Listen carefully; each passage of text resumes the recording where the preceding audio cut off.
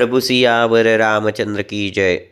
शिष्य देहबुद्धीने जवळ आला तर श्री गुरु त्याचा स्वीकार करत नाही. जीवू घेतली आऊने चालोने दिसी साजने मृत्यू रे स्वामीपणे तेही नव्हे. जोपर्यंत शिष्यामध्ये विश्वव्यापी भावात दृष्टी येत नाही तोपर्यंत श्री गुरु शिष्याचा स्वीकार करत नाहीत. मग येथे अध्यात्माचा सराव वाढवावा लागतो.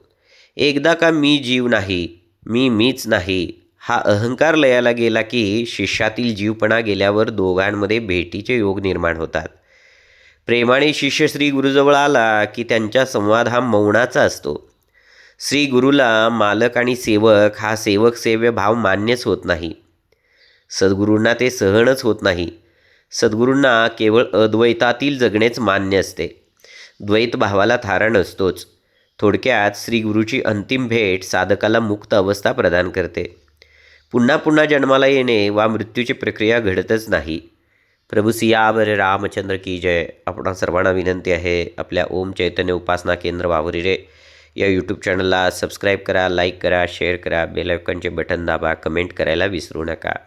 प्रभू सियावर रामचंद्र की जय.